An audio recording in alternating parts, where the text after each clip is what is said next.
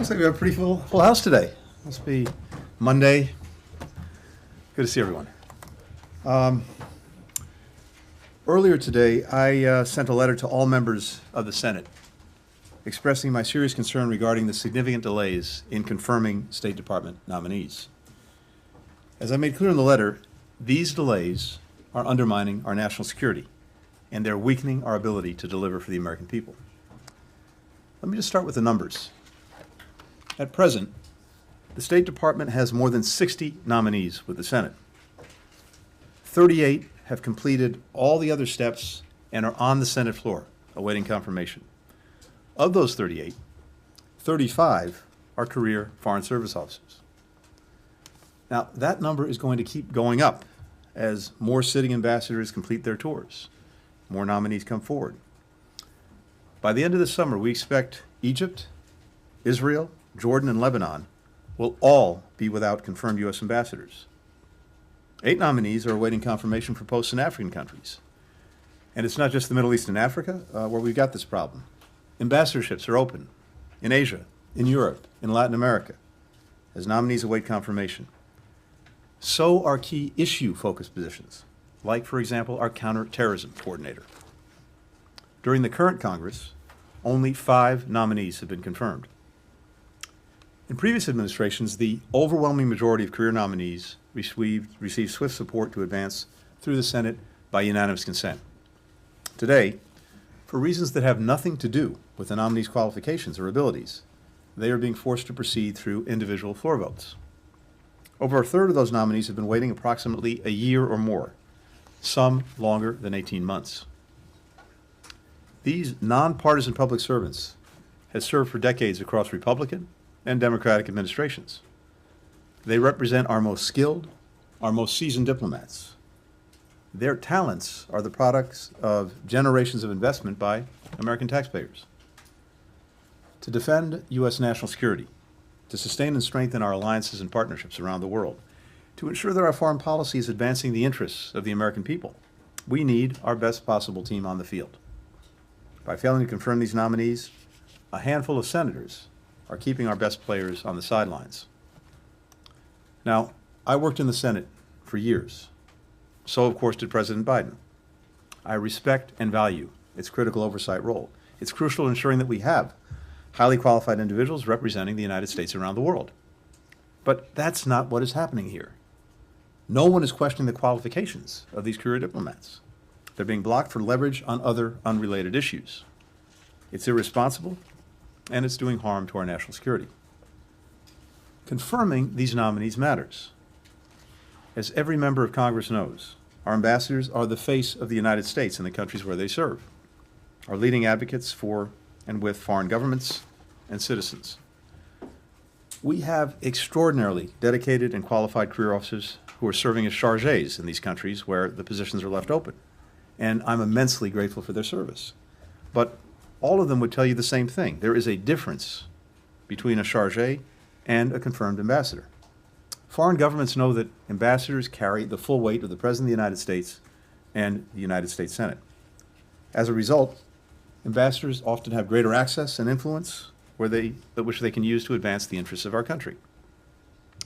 Here's who loses out when we don't have a U.S. ambassador in place in a given country. American companies, investors, and entrepreneurs who want to do business there. American citizens who live in that country or experience an emergency while they're overseas. American students who study there. American tourists who visit. And the citizens of those countries who yearn for and benefit from deeper ties with the United States and with our people. Our department and the entire U.S. government lose out as well. Not having a confirmed ambassador in a given country makes us less effective at advancing every one of our policy priorities, from getting more countries to serve as temporary hubs for SIV processing, to bringing on more partners for global coalitions like the one we just announced to combat fentanyl, to support competitive bids for U.S. companies to build 5 and 6G networks and other critical infrastructure projects around the world.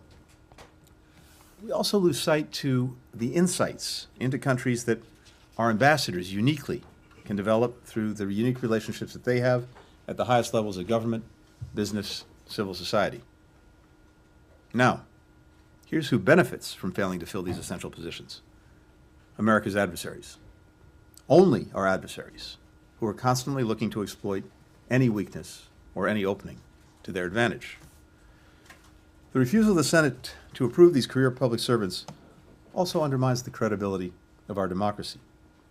People abroad see it as a sign of dysfunction, ineffectiveness, inability to put national interests over political ones. These unnecessary delays also weaken the State Department as an institution, something I am charged with upholding and defending. They discourage highly qualified senior officers from pursuing ambassadorships because they don't want to put themselves or their families through this limbo, with their careers and their lives put on hold, as well as the lives of their spouses and their children. These delays also discourage rising officers who see the pinnacle of a career in the Foreign Service increasingly closed off to them.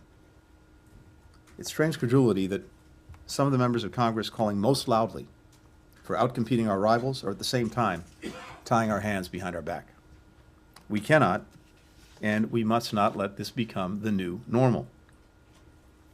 These men and women yearn to serve, to do the jobs that they've been preparing for their entire careers. My message to the Senate today is this: let them serve. Put our best team out on the field. Stop harming our national security through unjustified delay and unprecedented obstruction. Let these nominees advance the interests of our nation, advance the interests of the American people. Thank you. Happy to take some questions. Yeah, so just a couple of things on this, Mr. Secretary, and welcome back, by the way. Good to see you. Long round-the-world trip. Just on the Senate, who is being the most obstructionist here in terms of this? And then secondly on this, you know, you have more than 60 nominees, right? But the Pentagon has got 4 times as many who are also being held up. Now they're not ambassadorial appointments; some of them are just promotions. But why should if you're gonna complain, couldn't the Senate Democratic leadership devote floor time to getting through these holds? And then on something completely different, I'm just wondering, since the Black Sea Grain Initiative appeared to die today, I'm just wondering if you think that the Russians have any argument at all. No. Okay. But I'm happy to come back to that.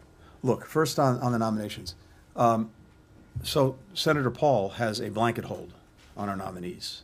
And there are additional holds that we're working through. But we have been working extensively with Senator Paul. We provided documents and other information that he's requested. But unfortunately, he continues to block all of our nominees. And again, the vast majority are career officers. There are other holds out there. I can't speak to their specifics, but I can tell you we're working directly with the officers concerned to try to work through them. You're right. There are 62 nominees in the process right now. Of those, as I said, 38 are on the floor. Of those, 35 are career officers. Now, we managed to get 5 people through. And of the 5 people we got through, 4 we got through as a result of Senator Schumer moving them through the process and taking a huge amount of time of Senate business to get folks confirmed with votes. That is not the way it's been done in the past. It's not the way it should be done now going forward. It ties up too much of the Senate's time, and there is absolutely no justification for it. I'm grateful to Senator Schumer, Leader Schumer, for doing this, but that's not the way it should happen. And at the rate we're going, even if you decided to give floor time to every single one, there is not enough floor time to get through all of these nominees. And never mind doing the other business of the nation. And of course, we're in very close contact with our colleagues in DOD working through this, and certainly there's been a lot of focus on their nominees or promotion lists, and that too is absolutely detrimental to our national security. Sorry, just one other thing. You mentioned that Israel, Egypt, Jordan, and Lebanon won't have... by the end of this summer, that's right. It's the rotation. I wasn't aware that has the White House nominated a replacement for Ambassador Nance? I come back to you with all of the folks that we've nominated or about to be nominated, depending on... So on the Black Sea Grain Initiative, look, first, it's really important to put this in perspective. Of course, never should have been necessary in the first place. The only reason it became necessary is because Russia invaded Ukraine and then decided to blockade the ports and prevent Ukraine from sending grain around the world, as it's done for years. It's been the breadbasket of the world. So as a result of that, Turkey, the United Nations, as you know, the Secretary General, negotiated this arrangement, the Black Sea Grain Initiative, to at least allow the grain and other food products to get out of Ukraine and onto world markets. And that's had a tremendously positive benefit. Something like 32 million tons of food products have gotten out. It's the equivalent of 18 billion loaves of bread in the roughly 1 year that the grain initiative has been in effect. And that's done two things. It's actually gotten food onto people's plates, but even when the food wasn't going directly to certain countries or certain people, it also was helping to keep prices low because it's a global market. So the result of Russia's action today, weaponizing food, using it as a tool, as a weapon in its war against Ukraine, will be to make food harder to come by in places that desperately need it and have prices rise. We're already seeing the market react to this as prices are going up. The bottom line is it's unconscionable. Should not happen. This should be restored as quickly as possible. And I hope that every country is watching this very closely. They will see that Russia is responsible for denying food to people who are desperately need it around the world and to contribute to rising prices at a time when many countries continue to experience very difficult inflation. Well, thank you so much. Just following up on the Matt's Black Sea question, if I may, would it be possible for Turkey, the U.S., or some other partner countries to provide any other sort of guarantee, formal or informal, that would help get grain bulk carriers from the Ukrainian coast through the Bosphorus? And is there any broad effort underway to ensure freedom of navigation in the Black Sea, which is what the U.S. insists upon in many of the other seas around the world? And linked to that is the Kerch Bridge question. There was a bombing of the Kerch Bridge. I'm just wondering if Russia says naval drones were responsible. Were those from Ukraine, and does the U.S. support that? So we'll back on the Black Sea Grain Initiative first. Look, the Ukrainians and others will look at whether there are any other options. But the challenge is this: if Russia is ending this initiative and sending a message that grain cannot and other food products cannot leave Ukraine unimpeded, even if there are other options, I think it will likely have a profound chilling effect on the ability to pursue them, as other countries, companies, shippers, etc., will be very concerned about what happens to their ships and to their personnel if Russia is opposing any export of food products from Ukraine. The whole point of this was to have a voluntary agreement that involved all of the relevant parties, that was endorsed by the United Nations, to make sure that there was safety, security, predictability in moving food out of Ukraine into places that were desperately in need of it. So in the absence of that, I think, yes, we'll look to see what else can be done to find other ways to get Ukrainian food products on the world market, including, again, moving, as Ukraine's already been doing, moving things out through rail and by road. But in terms of the volumes necessary, it's really hard to replace what's now being lost as a result of Russia weaponizing food. On the Kerch Bridge, this is a situation that we're monitoring, and I don't really have anything in particular to offer on that. Just I can say as a general proposition. Of course, Ukraine has to decide how it conducts this war in defense of its territory, its people, its freedom. And finally, the back of the room, Michelle. Yeah, thanks. I have just a question on China, because China's already raising concerns about a future stop by the Taiwanese vice president. I wonder if you're worried at all that that's going to undermine the progress that you feel you've made, putting a floor under that relationship. And real quickly on passports, because that's a common concern that you're hearing from members of Congress and Americans. What's it going to take to speed up the process? Second part first. I was just, I guess about 3 weeks ago, visiting our passport office in New York, the largest passport office that we have, and saw the operation firsthand, and saw people working overtime, double time, triple time to get Blue Books into people's hands. The demand for passports is greater than it's ever been. As you know, we basically had to build back up from zero because when COVID hit, the bottom dropped out of the entire program to issue passports here in the United States or to issue visas to those seeking to visit the United States. And so we have been working very hard to build that back up, to bring people in, to train them, to make sure that we were dedicating the resources to it. We will issue more passports this year than in any previous year, but that's just a reflection of the fact that demand is higher than it's ever been. And we're throwing everything we can at this, trying to make sure that people have those Blue Books, that they're able to travel. And it's something that comes up repeatedly with members of Congress, with folks that I come across. So what I can tell you is, and we can get you the actual numbers, but there's unprecedented demand, there's an unprecedented effort, and we're trying to do our best in getting people their passports. On the potential transit of Vice President Lai, Taiwan, we expect that he will transit the United States on both the incoming and outgoing legs of a trip that he plans to take to Paraguay for the inauguration in Paraguay. This is very routine, given the distances traveled, to have a transit point, and it is fully consistent and common practice. If you go back, 10 vice presidents from Taiwan have transited over the past couple of decades. This will be the 11th, and actually the second for Vice President Lai. There is no reason for the PRC to use this transit as a pretext for provocative action. We are committed to preserving peace and stability on the Taiwan Strait. It's critical to regional and, for that matter, global security, as well as prosperity. And as I've been able to share repeatedly with now with our Chinese counterparts, including just last week when I met with Wang Yi, the senior foreign policy official, we have no desire to change the status quo on the Taiwan Straits. Our policy hasn't changed.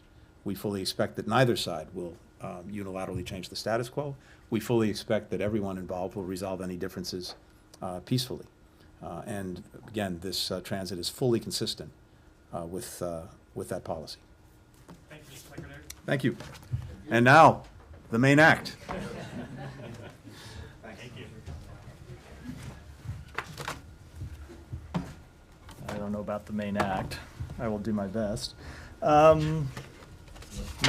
you want to start? Anything further, or am I free to go? Well, I'm just curious because, you know, when the Secretary said by the end of the summer you won't have confirmed ambassadors in Egypt, Israel, Jordan, or Lebanon, but I don't think, unless I'm wrong, and please correct me if I'm wrong, that there has been anyone even nominated to replace Tom Niles. The point he was making is that we have I mean, you can't complain. If we had a nominee today, that nominee would still face the same blanket hold after that nominee went through the Senate, the regular process, still same the blanket hold. Has the White House nominated anyone? We have not yet nominated, but if you look at the number of let me finish. If you look at the situation as it exists currently, all the nominees that start today are still backlogged based on what's happening in the floor. There is a huge backlog. Okay, Yeah. I'm not debating that point. I'm just wondering if have there been people nominated for those four posts? We have. I don't have the I full. think at least one of them has been. Yeah. But certainly no one for Israel. That's right. Well, the ambassador for Israel just stepped down in the last 2 weeks. So. Well, yeah, but The- you're complaining the about point- something that's going to happen later this summer, but you don't even have anyone in the I would be pipeline. more than happy to withdraw the complaint if the Senate decides to start moving on our ambassadors expeditiously, and we can count on the ambassador to nominee to Israel to be moved through unanimous consent, as these typically have been. We're going to make some news about who would be nominated. I don't think I should do that. Ambassador Knight, Go. did he already, I'm sorry, but just to clarify, Ambassador Knight, did he already leave his post? I believe he's finished his tenure. Yes. Go ahead. Thank you. I just wanted to follow up because we received a statement from Senator Rand Paul in response to Blinken's letter and comments, and he's placing the blame with Chairman Menendez, saying if saying the committee will only return to expedited procedure when Chairman Menendez signs COVID-19 document requests. Is that something that the State Department would encourage Menendez to do? Is that something that you know, Blinken or officials have spoken to senators? Can you just speak to that? So I won't get into what is an internal Senate issue. I will say from our perspective, we have already provided documents to Senator Paul that are responsive to his requests. We have made clear that we see this as an ongoing process. We will continue to provide documents that are responsive to his requests. But he is asking us for documents that are not State Department documents, and documents that we cannot provide because they're not in our possession, but yet continues to use that as an excuse to hold up State Department nominees, as the Secretary pointed out, who have never been held to this standard before. The vast majority of career ambassadors have been confirmed through unanimous consent. So we are happy to continue to engage in a legitimate process with Senator Paul. I will let Senator Menendez speak to internal Senate issues, but he shouldn't be holding our nominees hostage, because all that does is hurt our national security. Go ahead, Janie. Thank you, Matt.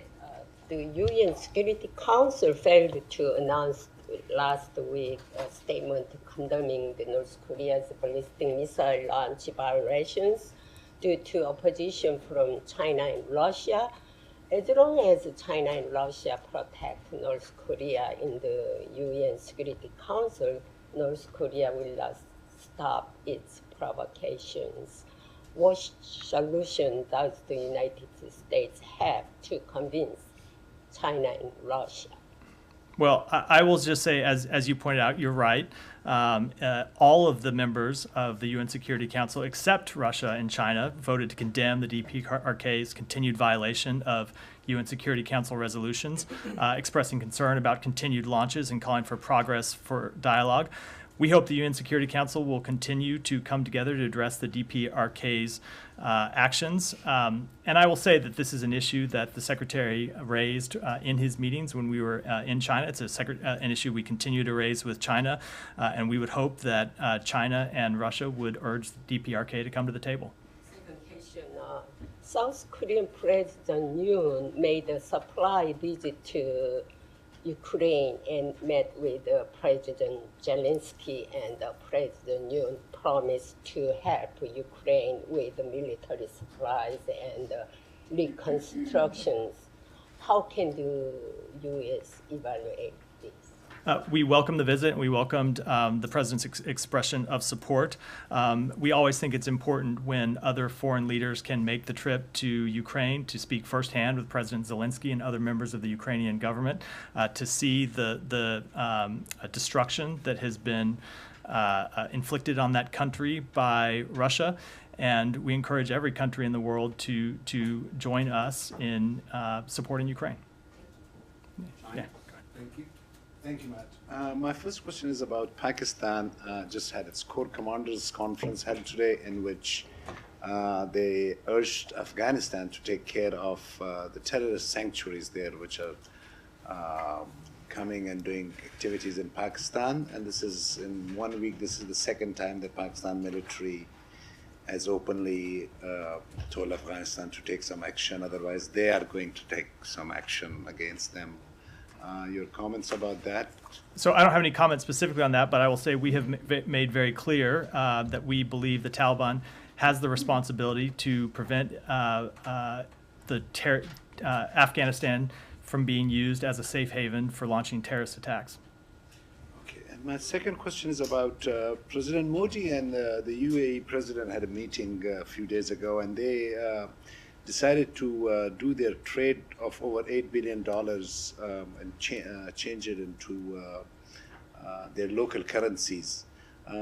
We are seeing a big twist in the dollarization value decrease over there. Is the U.S. paying any attention to that or doing any steps on that? We are, but I don't have any comment on it. Saeed. Thank you. A couple of questions on the Palestinian-Israeli issue. Peace Now reports that since the beginning of January, the Israelis have approved something like 13,000 new housing settlement units and so on. I mean, it sounds like a broken record, but what could this administration do to sort of deter the Israelis instead of rewarding them? I mean, we see that the president of Israel is coming, maybe the prime minister of Israel is coming, so. I will say, as I've said before, that we have been absolutely clear on this issue. The United States opposes such unilateral actions that make a two-state solution more difficult to achieve and are an obstacle to peace. That includes settlement activity. We have made this clear publicly, made it clear in conversation with you a number of times, and we make it clear in our conversations with Israeli government officials. Another question on a journalist, a Palestinian journalist that has been arrested by the Palestinian Authority for conducting his job.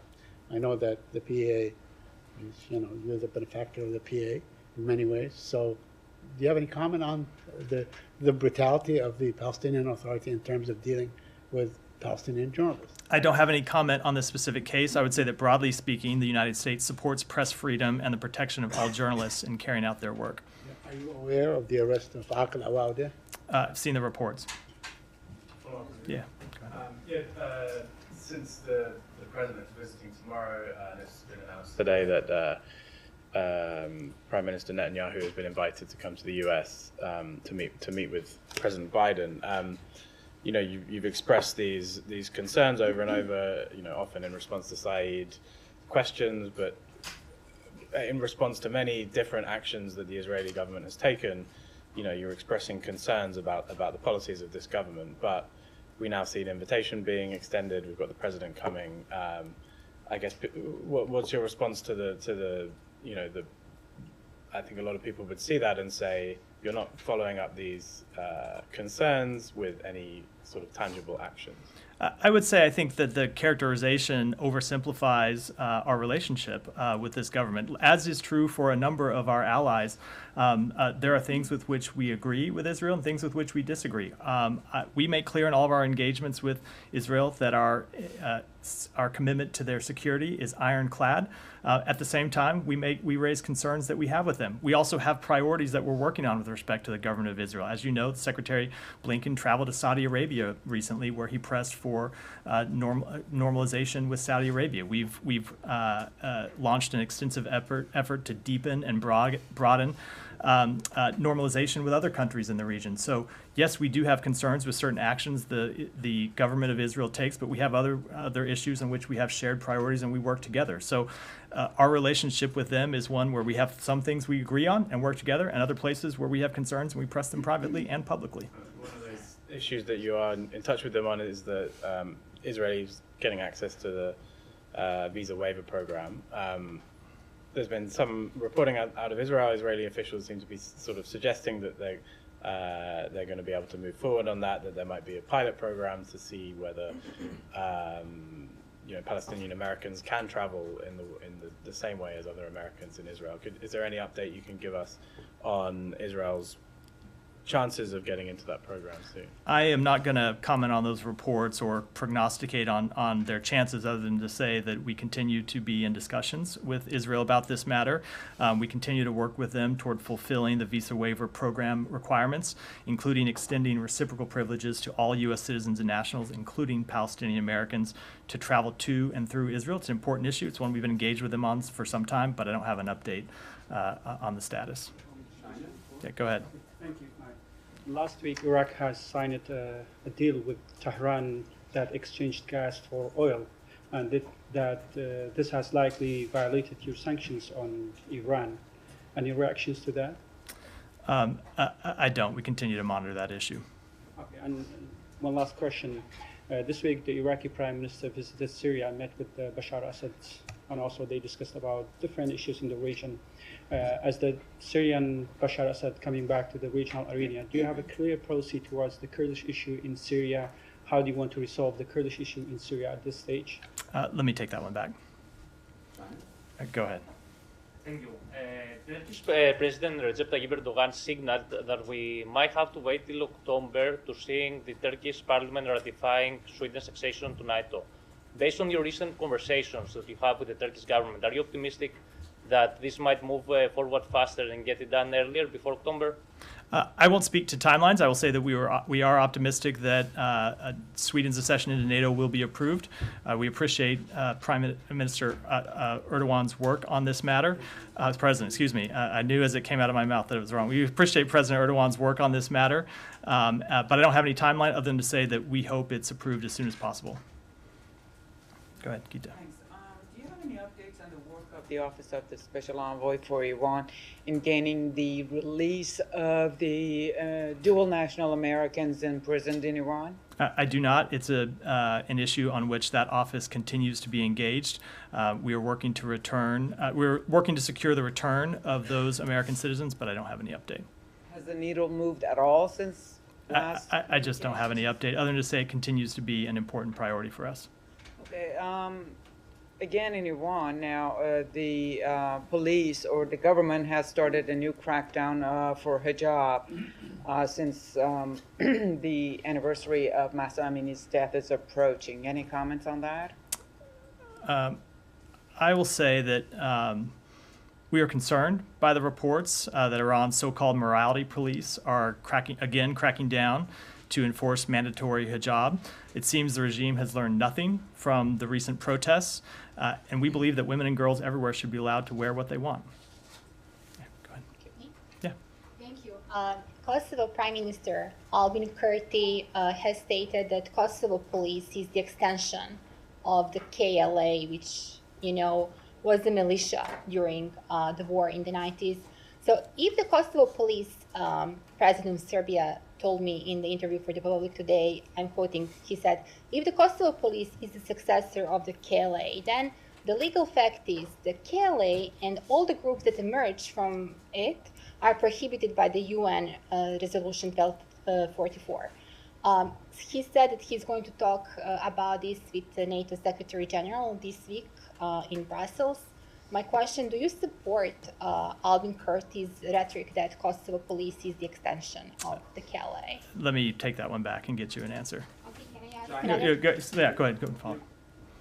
Okay.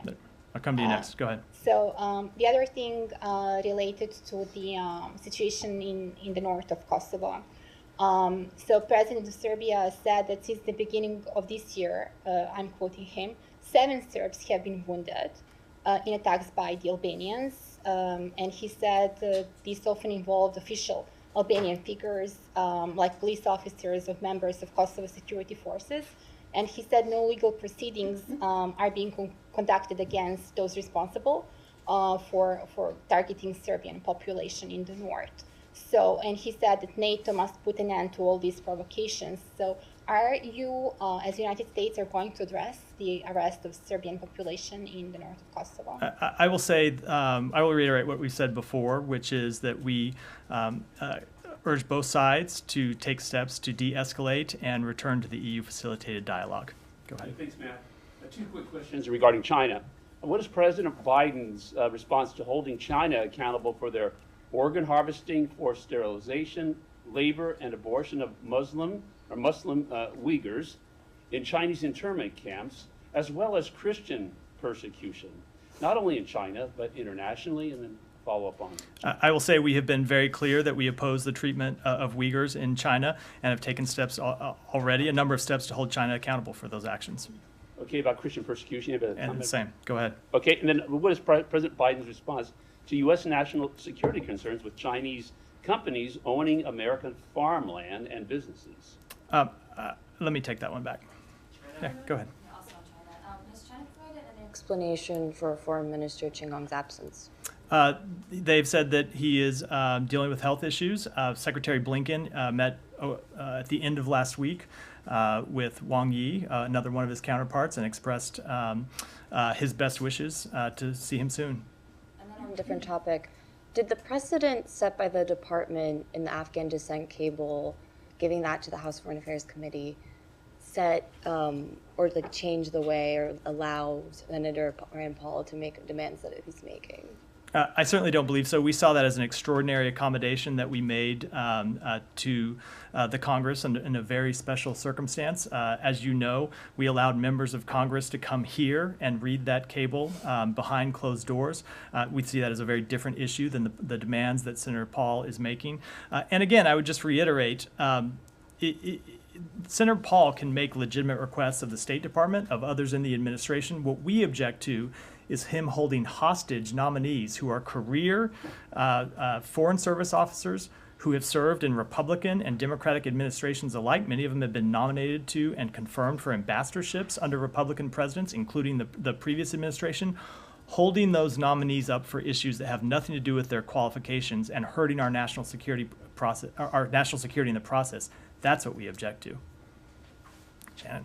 About the Ukrainian counteroffensive, a defense official said today that since the latest counteroffensive began, they've been able to retake about 81 square miles of territory. That's a little larger than the size of D.C.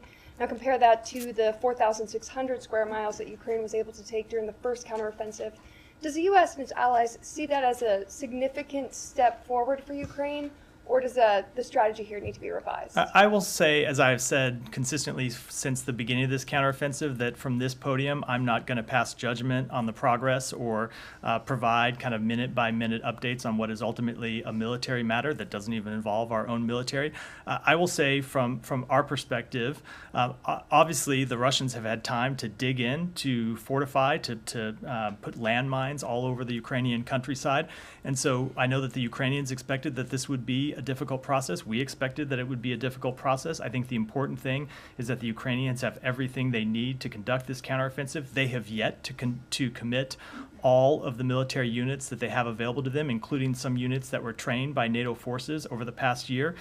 So I would say it is still early days in the counteroffensive, but as to any battlefield assessments, I will leave that to the Ukrainians. Yeah, go ahead. So a couple of hours ago, House Foreign Affairs Chairman Michael McCall said he hopes that U.S. could put some leverage on countries like Turkey that are depending on F-16s to use their leverage on Putin for the grain deal. Is there any link between F-16 sales to Turkey and the grain deal? And are you in touch with Congress or Ankara today about Russia's decision about the grain deal? There is no link, and I will say that Turkey has been at the forefront of encouraging Russia to first enter into and then extend the Black Sea Grain Initiative. So Turkey has been a leader in this effort of trying to secure food supplies for the entire world. We have commended them for their efforts, and it is Russia that is holding up this initiative, not Turkey or any other country. Go ahead. Thank you. Very quick question on two questions on Bangladesh. After returning back Under Secretary Zaya, Bangladesh regime is back to, under attack the opposition parties, rallies, and yesterday there was a by-election, though main opposition boycotted because of that. That the even independent candidate under attack came under attack. He's in hospital now.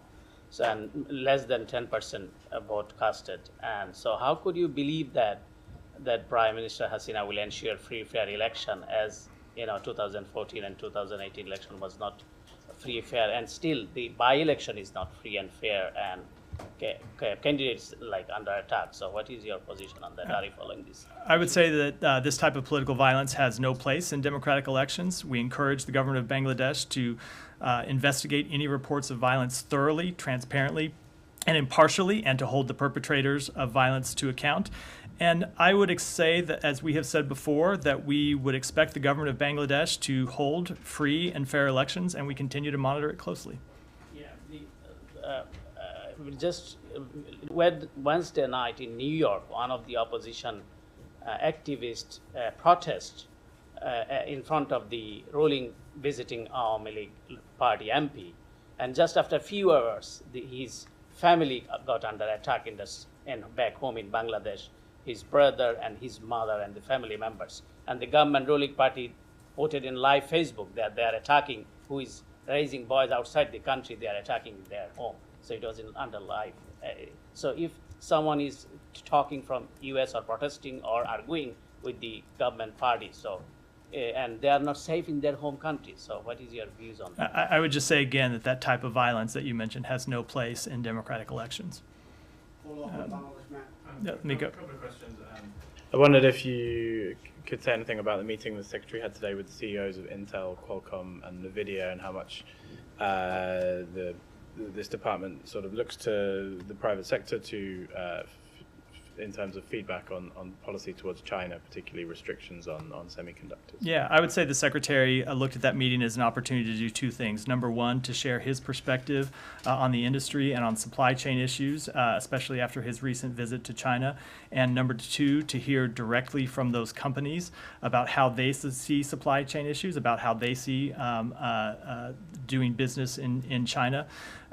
We've seen China recently announce restrictions on the export of materials that are used to construct chips, and so he saw it as a productive meeting to exchange views on those two issues. And just moving on to a slightly different issue, Thailand, last week the parliament was unable to, or didn't approve Pita, the head of the Move Forward party, to become the prime minister. I wondered, I know the US has kind of spoken a little bit to the current sort of post-election environment in Thailand, but are you concerned that the party, Move Forward, is the party that won the most seats in the elections in May, that a government, could end up being formed without them being represented? Let me say a few things. First, that the United States doesn't have a preferred outcome in the Thai election. We don't support any particular party or politician. What we do support is multi-party democracy and a post-election process that reflects the will of the Thai people